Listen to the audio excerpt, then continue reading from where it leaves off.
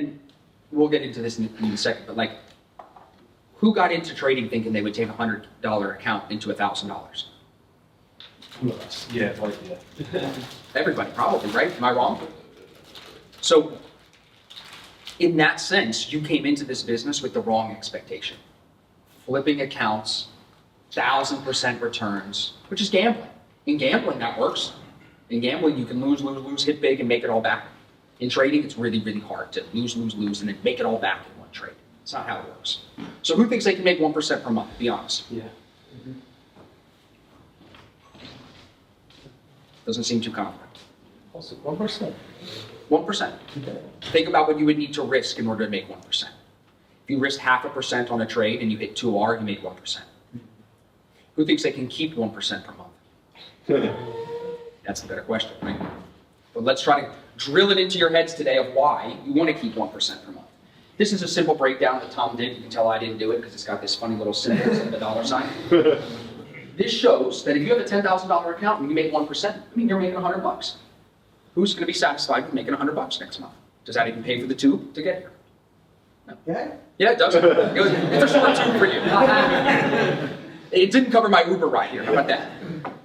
Now, up the capital to $100,000. You made 1% on 100,000. You made $1,000. Who would be happy making $1,000 next month? That helps. Yeah, maybe a month. Yeah. You got $1 million. You made 10 grand. Who would be over the fucking moon to make 10 grand next month? Changes your life a little bit. Shows you some motivation. And then you can see with 10 million, 1% is going to be $100,000 in a month. So you can see how this scales out, and most of you probably understood this already. But the power of capital is really the lighter fluid on your success as a trader. You can be a great trader, but if you're broke and you have no money to trade with, and you don't have a funded account, you don't have any capital, nobody's going to know who you are. Your family's going to just think you're a crazy, degenerate gambler. Like, it's going to stay like that. So you need the capital. Got it? Well, I was going to say, on the previous thing, when you talk about trades and percentages, Yeah. a good trade is not how much you won or lost. A good trade is that you follow the plan. 100%. And you'll have months where you won't make 1%. I'm not up 1% this month. I was up 5% last month. So it's not every month, but I'm just saying who could make 1% in a month, right? And then keep it. That's the idea. So, yeah. So a trader who makes 120% a year, 100 grand, is the same as a million pound in capital, who makes 12%. Who's working harder? Probably the guy that made more money, more percentage, I mean, not the guy that made more money. The guy that made more money probably didn't have to work as hard. Yeah. And then, of course, there's cons to trading with more capital, right? It's harder to get into certain position sizes. You have to do some things that are different, right, to get yourself there. But I think the essence is you can trade even less, win the same, and make more money. I always remember looking at some of those old markups and thinking, that same 15 pips that I'm up, somebody else made that worth 150 G's. Yeah. It's worth 150 bucks to me. Yeah. It's the same 20 thing. pips. Yeah. Or 20 pips. I know someone who used to be trading and making about 16% consistently every single year for the last decade. That's more. awesome. Yeah. And more recently, as I've been learning, because he has got my money as well. Yeah. And I've talked more about it, and he says the moment he's up just over 1% to 2%, if that happens on the first day of the month, on the last day of the month, that's it. He doesn't trade. Right, because you just want to compound that, right? And if he ends up continuing to trade, he gives it back. Okay. Look at the best. It's a great transition to the next slide.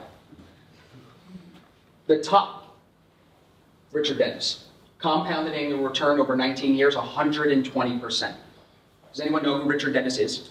The turf traders, right? That's an elite group of people, okay?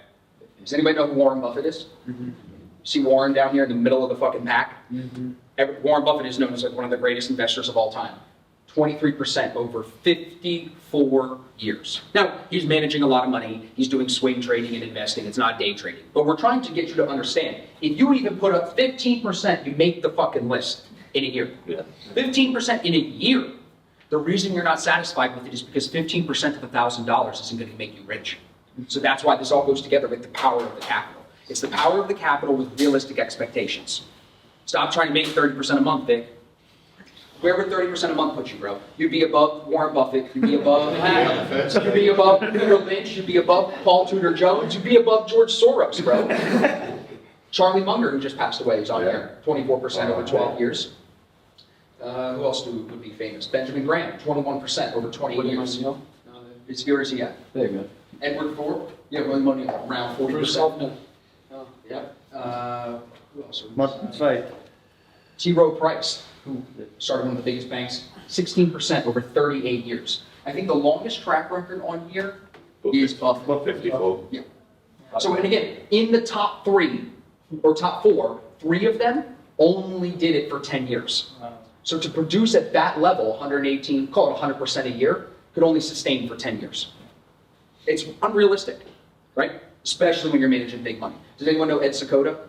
Right? 60% over 30 years, that's probably the most impressive at the top, because even though he didn't make 120, he lasted another 10 years longer, 11 years longer, you know?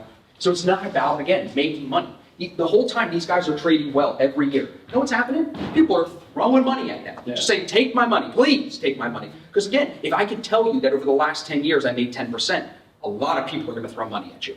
But you gotta last. And for us, as retail, how do we last? Build up big capital, keep expectations realistic. Now, I'll let Tom talk about this one. Tom loves Darwin X. Does everybody know what Darwin X is? Fine. So DarwinX is basically a platform that is UK and European based, and it allows you to invest in traders, basically. So it matchmakes between traders and investors. That's what they're trying to do. And earlier this year, I set out to study their best traders on there. So you can go in, you can have a look at all of the traders, how much they return, their risk parameters. You can go and study it because you can invest in them.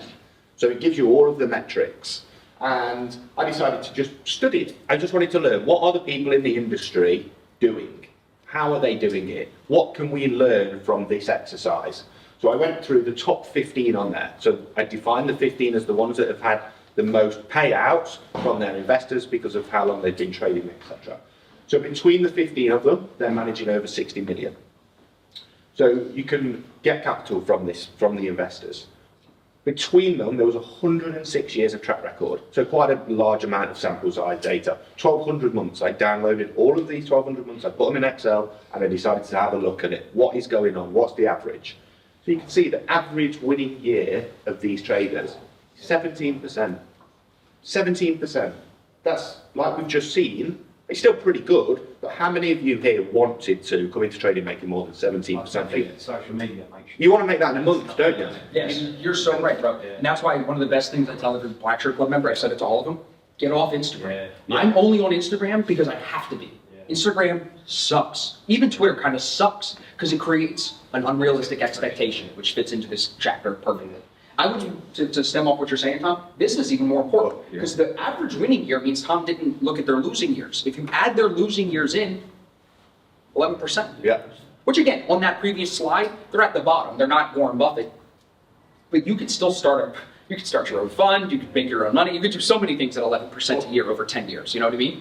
No, exactly. We're going to talk on this. Is that ultimately it's just a platform to help people get recognised, and we'll talk on that. But it's just expectations of what is actually realistic. Like if I could go and find other people to go and study and have a look at, I would do. But this like really drove it home to me of what is actually realistic. Because like you say, we see it on social media, Instagram, Twitter. Everybody's making 10% a month. Everybody's passing funding challenges. Everybody's doing it. Right. So that in reality is not true.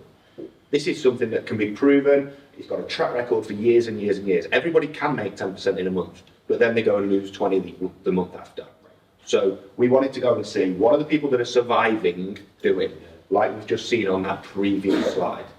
And so then we go and have a look. Average month, 0.94%. Every single one of you, you all put your hands up when you said you can make 1% a month. So why can't you be managing 60 million? But it's the long term. Yeah, short-term expectations. Yeah. You're letting expectations in the short term screw up your future, which should piss you off, especially for the older people here, should really piss you off because you're wasting time. When you can be focused on the long term, you're letting short-term stupid human behavior win.